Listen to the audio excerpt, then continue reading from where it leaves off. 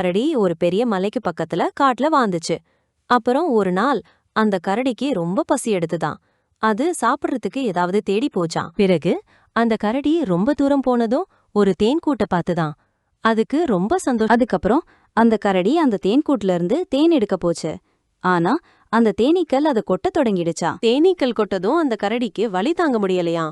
அதனால அது வலி தாங்க முடியாம கத்திக்கிட்டே அங்கிருந்து ஓடி போயிடுச்சான். அந்த கரடி ரொம்ப தூரம் ஓடி போனதுக்கு அப்புறம் ஒரு குளத்துல குதிச்சுதான். அப்பதான் அந்த தேனீக்கள் அதை பிடிக்க முடியாம போச்சான். அப்புறம் அந்த கரடி குளத்துல இருந்து வெளியே வந்து ரொம்ப வருத்தப்பட்டுச்சான். ஏன்னா அது தேன் எடுக்க போய் நிறைய கஷ்டப்பட்டுடுச்சு. அதனால அது அடுத்த முறை எதையும் செய்யறதுக்கு முன்னாடி நல்லா யோசிக்கணும்னு முடிவு பண்ணிடுச்சு.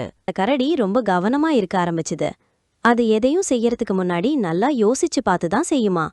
அதனால அது நிறைய ஆபத்துகள்ல இருந்து தப்பிச்சுதான். ஒரு நாள் அந்த கரடி காட்டுல நடந்து போய்கிட்டு இருக்கும்போது ஒரு பெரிய பள்ளத்தை பார்த்துதான்.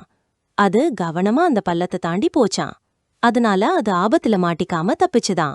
கரடி எப்பவும் ரொம்ப கவனமா இருந்துச்சு. அது எல்லா விலங்குகளோடும் நட்பா பழகுச்சு. அதனால அந்த காட்டுல எல்லா விலங்குகளும் சந்தோஷமா இருந்துச்சாம்.